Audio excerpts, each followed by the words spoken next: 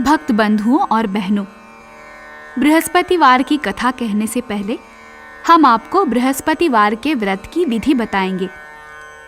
बृहस्पतिवार के दिन जो भी स्त्री पुरुष व्रत करे, उसको चाहिए कि वो दिन में एक ही समय भोजन करे, क्योंकि बृहस्पतिश्वर भगवान का इस दिन पूजन होता है। भोजन पीले चने की दाल आदि का करे, परंतु नमक नहीं खाएं। पीले वस्त्र पहने, भोजन में पीले ही फलों का प्रयोग करें। पीले चंदन से पूजन करें। पूजन के बाद प्रेम पूर्वक गुरु महाराज की कथा सुननी चाहिए। इस व्रत को करने से मन की इच्छाएं पूरी होती हैं और बृहस्पति महाराज प्रसन्न होते हैं। धन, विद्या, पुत्र तथा मनवांछित फलों की प्राप्ति होती है। परिवार में सुख और शांति रहती है। इसलिए ये व्रत सर्वश्रेष्ठ और अति फलदायक सब स्त्री और पुरुषों के लिए है। इस व्रत में केले का पूजन करना चाहिए। कथा और पूजन के समय मन, कर्म, वचन से शुद्ध होकर जो इच्छा हो बृहस्पति देव से प्रार्थना करनी चाहिए। उसकी इच्छाओं को बृहस्पति देव अवश्य पूर्ण करते हैं, ऐसा मन में दृढ़ विश्वास रखना चाहिए।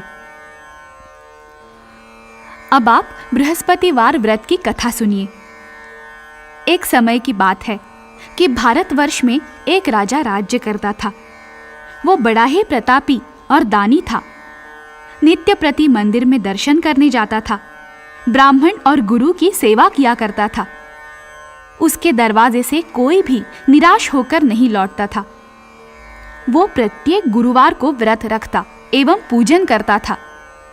हर एक दिन गरीबों की सहायता करता था। परंतु ये सब बातें उसकी रानी को अच्छी नहीं लगती थी। वो ना तो व्रत करती और ना किसी को एक पैसा तक दान में देती थी, तथा राजा से भी ऐसा करने को मना किया करती थी। एक समय की बात है कि राजा तो शिकार खेलने वन को गए हुए थे। घर पर रानी और दासी थी।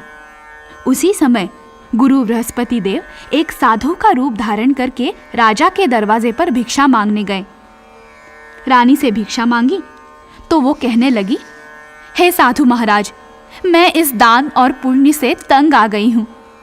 मेरे से तो घर का ही कार्य समाप्त नहीं होता। इस कार्य के लिए तो मेरे पतिदेव ही बहुत हैं। अब आप इस प्रकार की कृपा करें कि ये सब धन नष्ट हो जाए तथा मैं आराम से रह सकूं। साधु बोले, हे देवी, तुम तो बड़ी विचित्र हो। संतान और धन से कोई दुखी नहीं होता है, इसको सभी चाहते हैं। पापी भी पुत्र और धन की इच्छा करता है। अगर आपके पास धन अधिक है तो भूखे मनुष्यों को भोजन कराओ, प्याऊ लगवाओ, ब्राह्मणों को दान दो, धर्मशाला बनवाओ, कुआं, तालाब, बावड़ी, बाग बगीचों आदि के निर्माण कराओ तथा निर्धन मनुष्यों की कुंवारी कन्याओं का विवाह कराओ और अनेकों यज्ञादि धर्म करो। इस प्रकार के कर्मों से आपके कुल का और आपका नाम परलोक में सार्थक होगा एवं स्वर्ग की प्राप्ति होगी। मगर वो रानी इन बातों से खुश नहीं हुई। वो बोली, हे साधु महाराज, मुझे ऐसे धन की भी आवश्यकता नहीं जिसको और मनुष्यों को दान दूं तथा जिसको रखने संभालने में ही मेरा सारा समय बर्बाद हो जाए। साधु ने कहा, देवी, तुम्हारी ऐसी इच्छा है तो ऐसा ही होगा। मैं तुम्हें बताता हूं, वैसा ही करना। बृहस्पतिवार के दिन घर को गोबर से लीपना, अपने केशों को धोना, केशों को धोते समय स्नान करना, राजा से कहना वो हजामत करवाएं, भोजन में मांस मदिरा खाना, कपड़ा धोबी के यहाँ धुलने देना। इस प्रकार 7 बृहस्पतिवार करने से तुम्हारा सब धन नष्ट हो जाएगा। ये कहकर वो साधु महाराज वहां से अंतर्ध्यान हो गए। रानी ने साधु के कहने के अनुसार वैसा ही किया। 3 बृहस्पतिवार ही बीते थे कि उनकी समस्त धन संपत्ति नष्ट हो गई और भोजन के लिए दोनों समय परिवार तरसने लगा। सांसारिक भोगों से दुखी रहने लगे। तब वो राजा रानी से कहने लगा, रानी, तुम यहाँ पर रहो, मैं दूसरे देश को जाऊं, क्योंकि यहाँ पर मुझे सभी मनुष्य जानते हैं, इसलिए कोई कार्य भी नहीं कर सकता। देश चोरी परदेश भीख बराबर है। ऐसा कहकर राजा परदेश चला गया। वहां जंगल में जाता और लकड़ी काट कर लाता और शहर में बेचता। इस तरह जीवन व्यतीत करने लगा। इधर राजा के घर रानी और दासी दुखी रहने लगी। किसी दिन भोजन मिलता और किसी दिन जल पीकर ही रह जाती। एक समय रानी और दासी को 7 दिन बिना भोजन के व्यतीत हो गए। तो रानी ने अपनी दासी से कहा, हे दासी, यहाँ पास ही के नगर में मेरी बहन रहती है। वो बड़ी धनवान है। तू उसके पास जा और वहां से 5 सेर बेसन मांग कर ले आ, जिससे कुछ समय के लिए गुजारा हो जाएगा। इस प्रकार रानी की आज्ञा मानकर दासी रानी की बहन के पास गई। तो रानी की बहन उस समय पूजन कर रही थी, क्योंकि उस रोज बृहस्पतिवार का दिन था। जब दासी ने रानी की बहन को देखा और उससे बोली, हे रानी, मुझे तुम्हारी बहन ने भेजा है, मेरे लिए 5 सेर बेसन दे दो। इस प्रकार दासी ने अनेक बार कहा, परंतु रानी ने कुछ उत्तर नहीं दिया, क्योंकि वो उस समय बृहस्पतिवार की व्रत कथा सुन रही थी। इस प्रकार जब दासी को किसी प्रकार उत्तर नहीं मिला तो वो बहुत दुखी हुई और क्रोध भी आया और लौटकर अपने गांव आ रानी के पास आकर बोली, हे रानी, आपकी बहन बहुत ही धनी स्त्री है। वो छोटे लोगों से बात भी नहीं करती, क्योंकि मैंने उनसे कहा तो उसने कोई उत्तर नहीं दिया। मैं वापस चली आई। रानी बोली, हे दासी, इसमें उसका कोई दोष नहीं है। जब बुरे दिन आते हैं तब कोई सहारा नहीं देता। अच्छे बुरे का पता विपत्ति में ही लगता है। जो ईश्वर की इच्छा होगी वही होगा। ये सब हमारे भाग्य का दोष है। इधर उस रानी ने देखा कि मेरी बहन की दासी आई थी, परंतु मैं उससे नहीं बोली, इससे वो बहुत दुखी होगी। ये सोचकर कथा को सुन और विष्णु भगवान का पूजन समाप्त करके वो रानी अपनी बहन के घर चल दी और जाकर अपनी बहन से कहने लगी, हे बहन, मैं बृहस्पतिवार का व्रत कर रही थी। तुम्हारी दासी गई, परंतु जब तक कथा होती है तब तक ना उठते हैं ना बोलते हैं, इसलिए मैं नहीं बोली। कहो, दासी क्यों आई थी? रानी बोली, बहन, हमारे यहाँ अनाज नहीं था। वैसे तुमसे कोई बात छिपी तो नहीं है, इस कारण मैंने दासी को तुम्हारे पास से 5 सेर बेसन लेने के लिए भेजा था। रानी बोली, बहन देखो, बृहस्पति भगवान सबकी मनोकामना पूर्ण करते हैं। देखो, शायद तुम्हारे घर में अनाज रखा हो। इस प्रकार का वचन जब रानी ने सुना तो घर के अंदर गई और वहां उसे एक घड़ा बेसन का भरा मिल गया। तब तो वो रानी और बांदी बहुत ही दुखी हुई और दासी कहने लगी, हे रानी, देखो, वैसे हमको जब नहीं मिलता तो हम रोज ही व्रत करते हैं। अगर इनसे व्रत की विधि और कथा पूछ ली जाए तो उसे हम भी किया करेंगे। तब उस रानी ने अपनी बहन से पूछा कि हे बहन, बृहस्पतिवार के व्रत में चना की दाल मुनक्का से विष्णु भगवान का केले की जड़ में पूजन करें तथा दीपक जलावे, पीला भोजन करें तथा कहानी सुने। इस प्रकार करने से गुरु भगवान प्रसन्न होते हैं, अन्न पुत्र धन देते हैं, मनोकामना पूर्ण करते हैं। इस प्रकार रानी और दासी दोनों ने निश्चय किया कि बृहस्पति भगवान का पूजन जरूर करेंगे। 7 रोज बाद जब बृहस्पतिवार आया तो उन्होंने व्रत रखा। घुड़साल में जाकर चना गुड़ बीन लाई तथा उसकी दाल से केले की जड़ का तथा विष्णु भगवान का पूजन किया। अब भोजन पीला कहाँ से आए? बेचारी बड़ी दुखी हुई, परंतु उन्होंने व्रत किया था, इस कारण गुरु भगवान प्रसन्न होकर 2 थालियों में सुंदर पीला भोजन लेकर आए और दासी को देकर बोले, हे दासी, ये तुम्हारे और रानी के लिए भोजन है, तुम दोनों करना। दासी भोजन पाकर बड़ी प्रसन्न हुई और रानी से बोली, चलो रानी जी, भोजन कर लो। रानी को इस विषय में कुछ पता नहीं था, इसलिए वो दासी से बोली, तू ही भोजन कर, क्योंकि तू हमारी व्यर्थ में हंसी उड़ाती है। दासी बोली, एक महात्मा भोजन दे गया है। रानी कहने लगी, वो भोजन तेरे ही लिए दे गया है, तू ही भोजन कर। दासी ने कहा, वो महात्मा हम दोनों को 2 थालियों में भोजन दे गया है, इसलिए हम और तुम दोनों ही साथ साथ भोजन करेंगी। इस प्रकार रानी और बांदी दोनों ने गुरु भगवान को नमस्कार करके भोजन प्रारंभ किया। अब वो प्रत्येक बृहस्पतिवार को गुरु भगवान का व्रत और विष्णु भगवान का पूजन करने लगी। बृहस्पति भगवान की कृपा से रानी और दासी के पास धन हो गया, तो रानी फिर उसी प्रकार से आलस्य करने लगी। तब दासी बोली, देखो रानी, तुम पहले इस प्रकार आलस्य करती थी, तुम्हें धन रखने में कष्ट होता था, इस कारण सभी धन नष्ट हो गया। अब गुरु भगवान की कृपा से धन मिला है तो फिर तुम्हें आलस्य होता है। बड़ी मुसीबतों के बाद हमने ये धन पाया है, इसलिए हमें दान और पुण्य करना चाहिए तथा भूखे मनुष्यों को भोजन करवाना चाहिए, प्याऊ लगवाने चाहिए, ब्राह्मणों को दान देने चाहिए, कुएं, तालाब, बावड़ी आदि का निर्माण करना चाहिए, मंदिर और पाठशालाएं बनवाकर दान देना चाहिए, कुंवारी कन्याओं का विवाह करवाना चाहिए और धन को शुभ कार्यों में ही खर्च करना चाहिए, जिससे तुम्हारे कुल का यश बढ़े तथा स्वर्ग प्राप्त हो और पितृ प्रसन्न होए। तब रानी ने इसी प्रकार के कर्म करने का प्रारंभ किया तो काफी यश फैलने लगा। एक दिन रानी और दासी विचार करने लगी, न जाने राजा किस दशा में होंगे, उनकी कोई खोज खबर नहीं है। गुरु भगवान से उन्होंने प्रार्थना की और भगवान ने रात्रि में राजा को स्वप्न में कहा, हे राजा, उठ, तेरी रानी तुझको याद करती है, अपने देश को चला जा।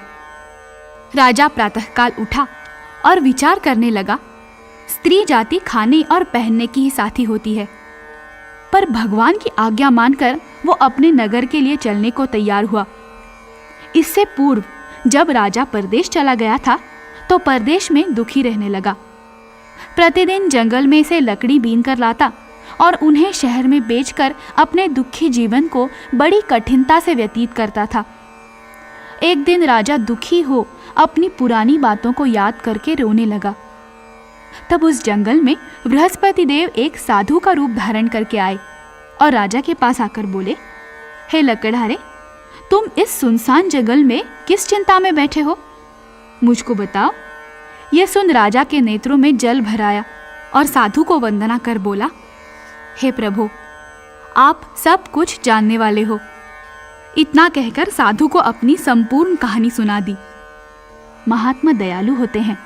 वे राजा से बोले, हे राजा, तुम्हारी स्त्री ने बृहस्पति देव का अपराध किया था, जिस कारण तुम्हारी ये दशा हुई है। अब तुम किसी प्रकार की चिंता मत करो, भगवान तुम्हें पहले से अधिक धन देगा।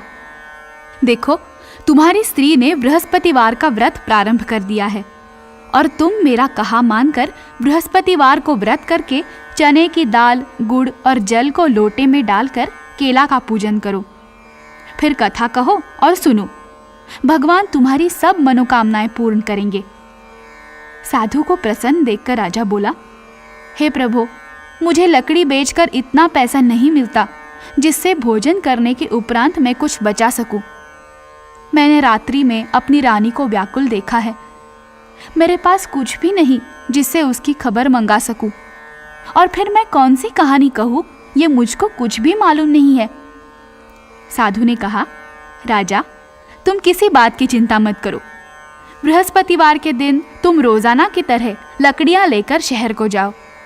तुमको रोज से दुगुना धन प्राप्त होगा, जिससे तुम भली भांति भोजन कर लोगे तथा बृहस्पति देव की पूजा का सामान भी आ जाएगा।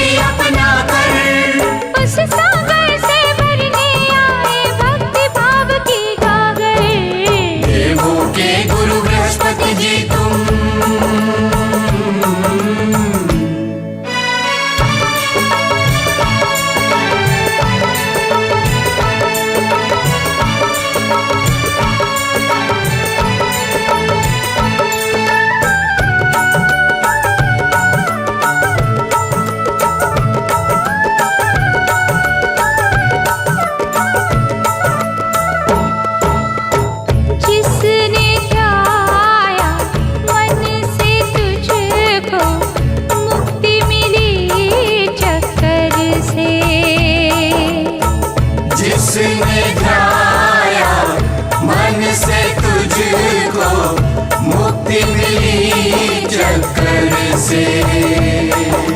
मेरा भी उद्धार करो प्रभु खड़े हुए किंकर से। मेरा भी उद्धार करो प्रभु खड़े हुए किंकर से।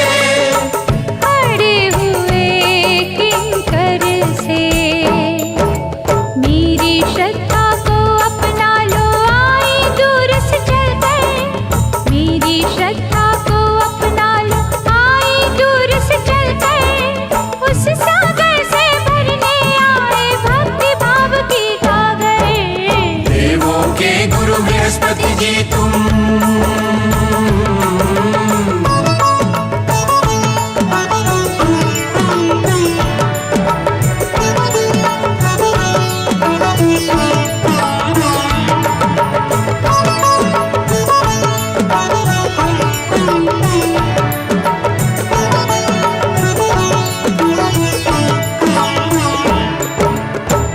तुम शाहों के शाह बृहस्पति सब पूजा करते हैं।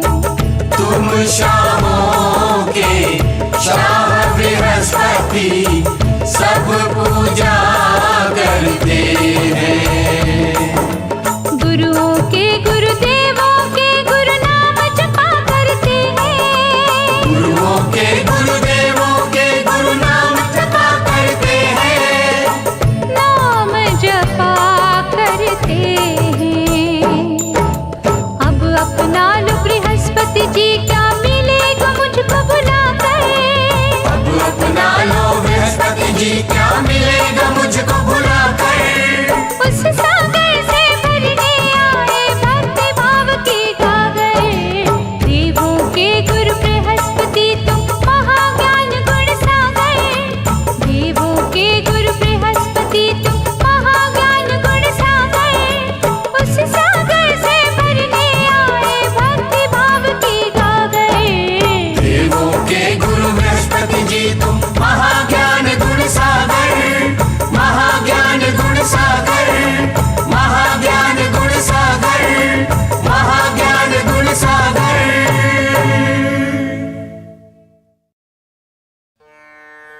बृहस्पतिवार की कहानी निम्न प्रकार से है। प्राचीन काल में एक ब्राह्मण था। वो बहुत ही निर्धन था। उसके कोई भी संतान नहीं थी। उसकी स्त्री बहुत मलिनता के साथ रहती थी। वो न स्नान करती न किसी देवता का पूजन करती। प्रातः काल उठते ही सर्वप्रथम भोजन करती, बाद में कोई अन्य कार्य करती थी। इससे ब्राह्मण देवता बड़े दुखी थे। बेचारे बहुत कुछ कहते थे, किंतु उसका कोई परिणाम नहीं निकला। भगवान की कृपा से ब्राह्मण की स्त्री को कन्या रूपी रत्न पैदा हुआ और वो कन्या अपने पिता के घर में बड़ी होने लगी। वो बालिका प्रातः स्नान करके विष्णु भगवान का जाप करने लगी, बृहस्पतिवार का व्रत करने लगी। अपने पूजा पाठ को समाप्त करके स्कूल जाती तो अपनी मुट्ठी में जौ भर के ले जाती और पाठशाला जाने के मार्ग में डालती जाती। वही जौ स्वर्ण के हो जाते तो लौटते समय उनको बीन कर घर ले आती थी। एक दिन वो बालिका सूप में उन सोने के जौ को फटक कर साफ कर रही थी।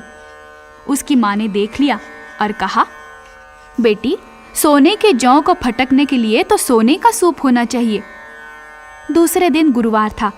इस कन्या ने व्रत रखा और बृहस्पति देव से प्रार्थना करके कहा, प्रभु, मैंने आपकी पूजा सच्चे मन से की है, मेरे लिए सोने का सूप दे दो।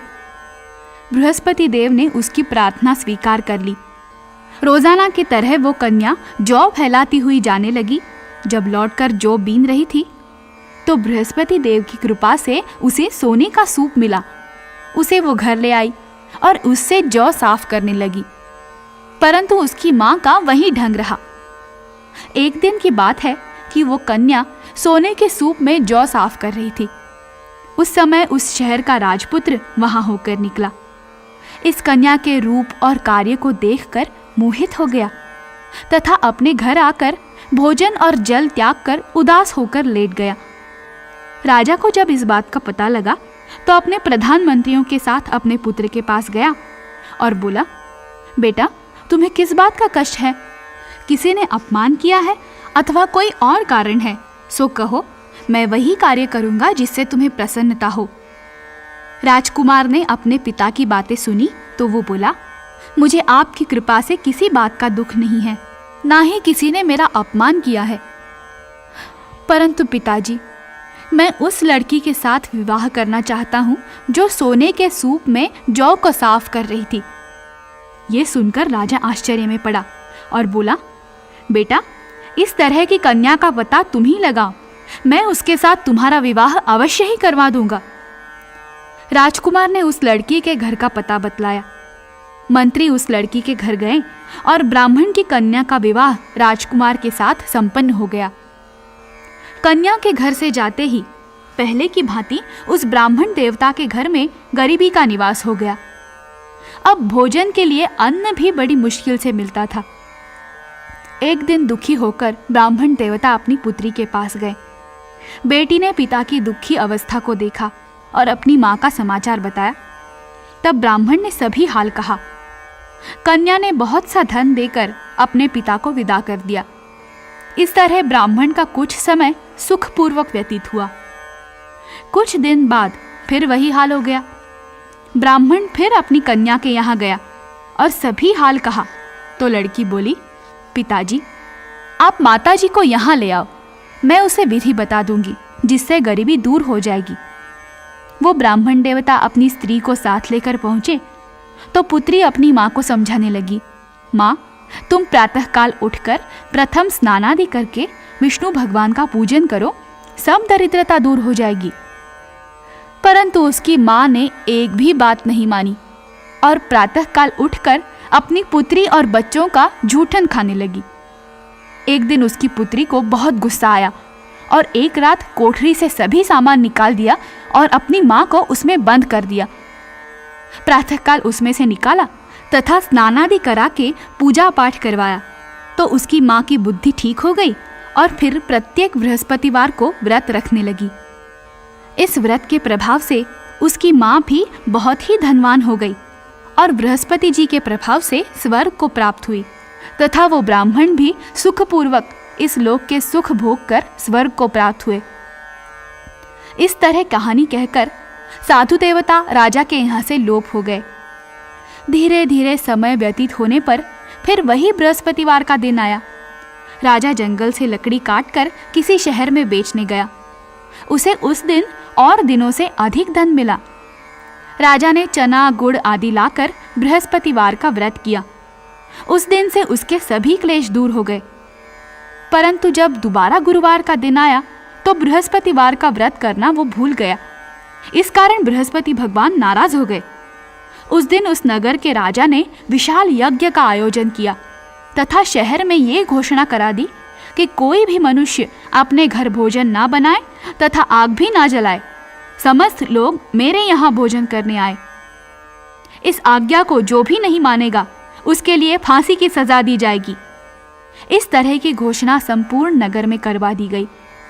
राजा की आज्ञानुसार शहर के सभी लोग भोजन करने गए, लेकिन ये लकड़हारा कुछ देर से पहुंचा, इसलिए राजा उसको अपने साथ घर लिवा ले गए और ले जाकर भोजन करा रहे थे तो रानी की दृष्टि उस खूंटी पर पड़ी जिस पर उसका हार लटका हुआ था।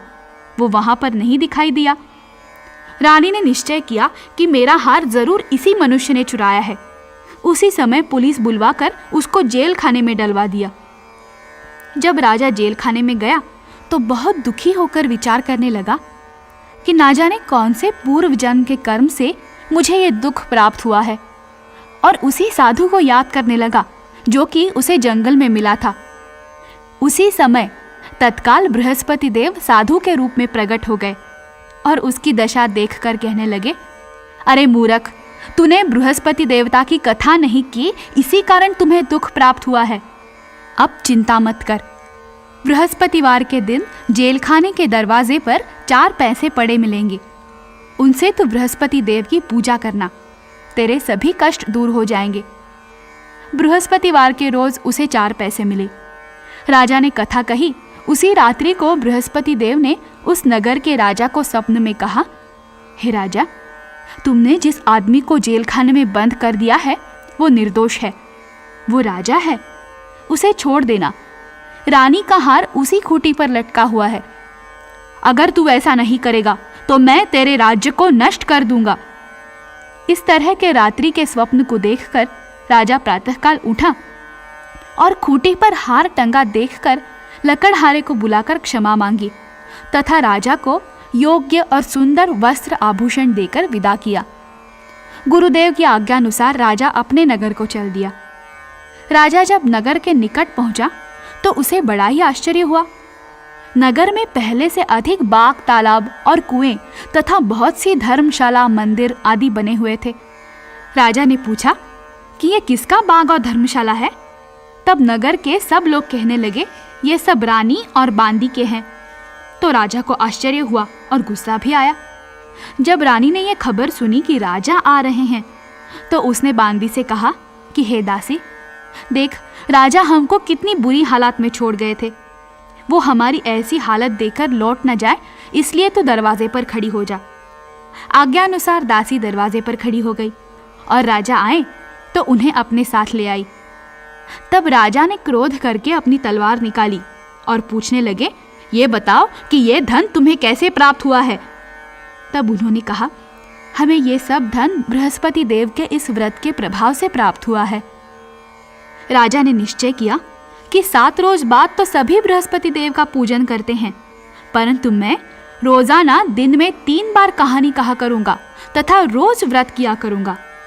अब हर समय राजा के दुपट्टे में चने की दाल बंधी रहती तथा दिन में 3 बार कहानी कहता। एक रोज राजा ने विचार किया कि चलो अपनी बहन के यहाँ हो आए। इस तरह निश्चय करके राजा घोड़े पर सवार हो अपनी बहन के यहाँ चलने लगा। मार्ग में उसने देखा कि कुछ आदमी एक मुर्दे को लिए जा रहे हैं। उन्हें रोककर राजा कहने लगा, अरे भाइयों, मेरी बृहस्पति की कहानी सुन लो। वे बोले, लो, हमारा तो आदमी मर गया है और इसको अपनी कथा की पड़ी है। परंतु कुछ लोग बोले, अच्छा कहो, हम तुम्हारी कथा भी सुनेंगे।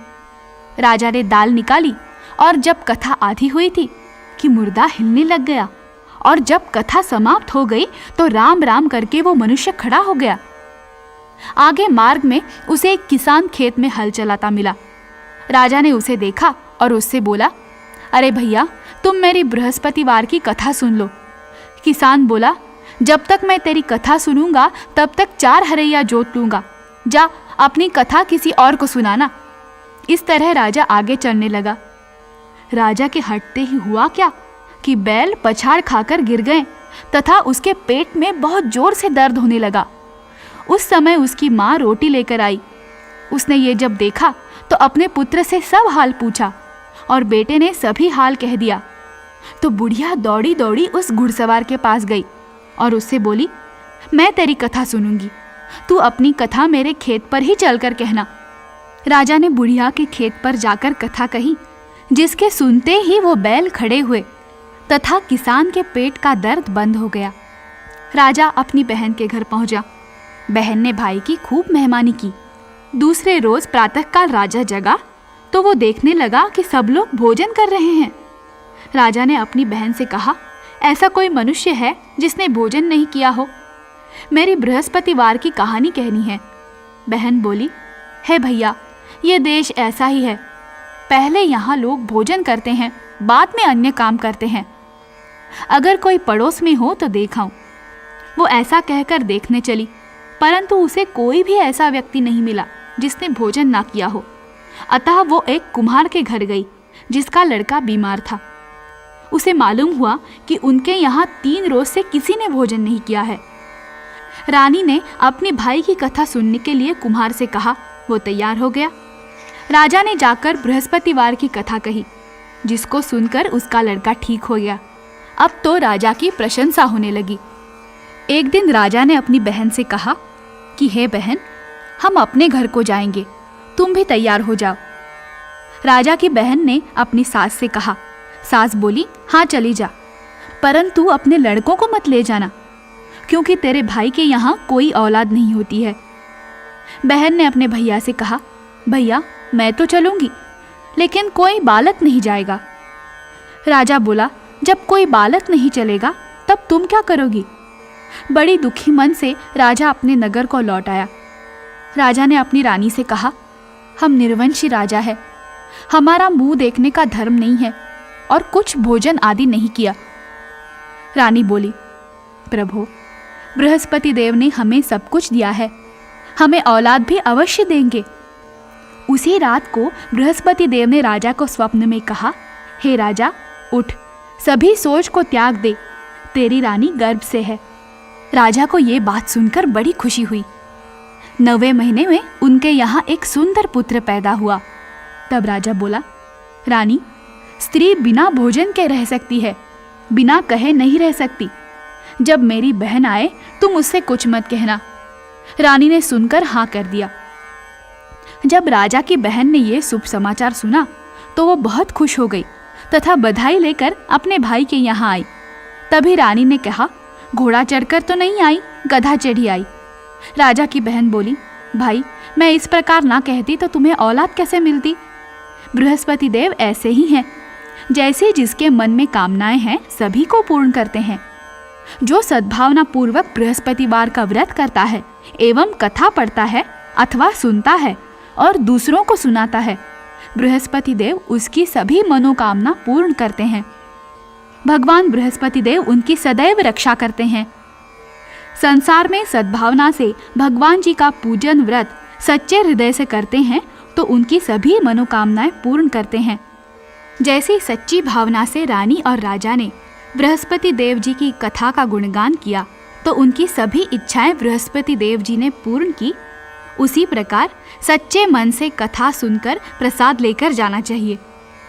हृदय से बृहस्पति देव का मनन करते हुए जयकारा बोलना चाहिए।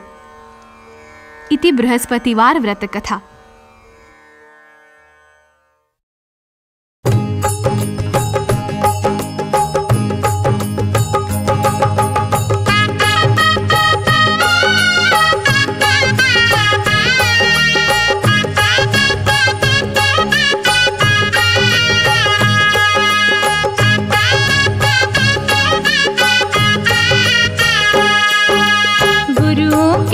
बृहस्पति की आज उतारे आरती, गुरुओं के गुरु बृहस्पति जी की आज उतारे आरती। गूंज रही है दसों दिशाओं गुरुवर की आरती। उतारे आरती, उतारे आरती, उतारे आरती, उतारे आरती।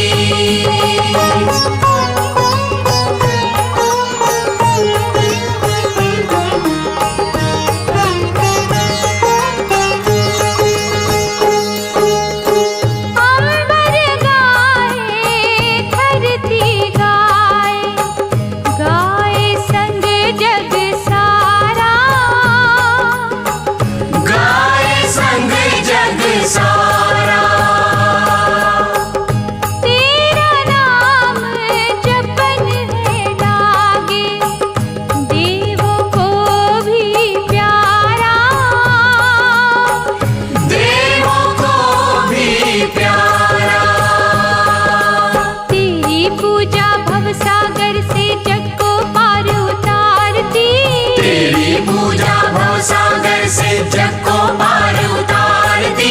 गूंज रही है दसों दिशाओं गुरुवर की आरती।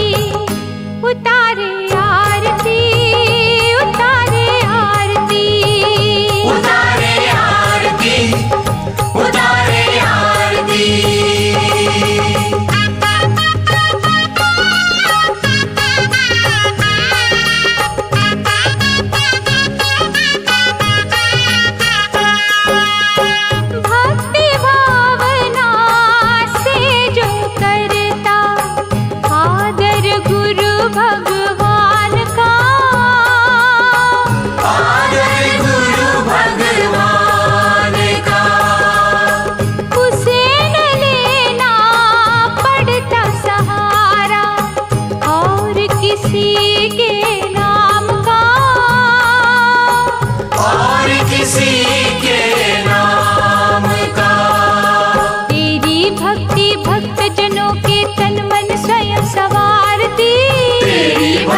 भक्त जनों के मन स्वयं सवारती।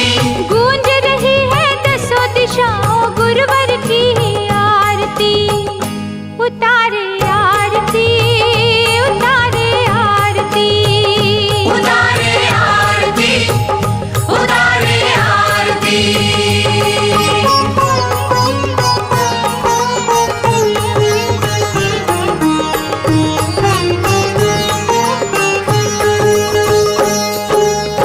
सदियों से हम पूजते आए, कल भी पूजा करेंगे। कल भी पूजा करेंगे। बृहस्पति भगवान की माला नित नित जपा करेंगे। नित नित जपा करेंगे। उनकी कृपा दृष्टि ही सबकी बुद्धि सदा निखारती। उनकी कृपा दृष्टि ही सबकी बुद्धि सदा निखारती। गूंज रही है दसों दिशाओं गुरुवर की आरती।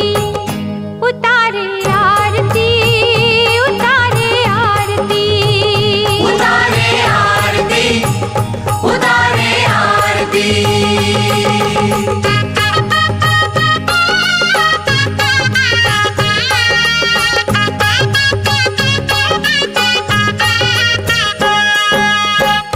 आओ सारे भक्तों आओ, मिलकर जय जयकार करें।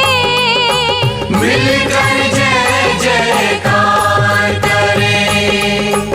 बृहस्पति भगवान कृपा कर जन मन के मंदिर विहरे। जन मन के मंदिर विहरे। बृहस्पति बाबा बड़े दयालु सोचे जन कल्याण की। बृहस्पति बाबा बड़े दयालु सोचे जग कल्याण की। गूंज रही है दसों दिशाओं गुरुवर की आरती। उतारे आरती, उतारे आरती, उतारे आरती, उतारे आरती। गुरुओं के गुरु बृहस्पति की आज उतारे आरती। गुरुओं के गुरु बृहस्पति जी की आज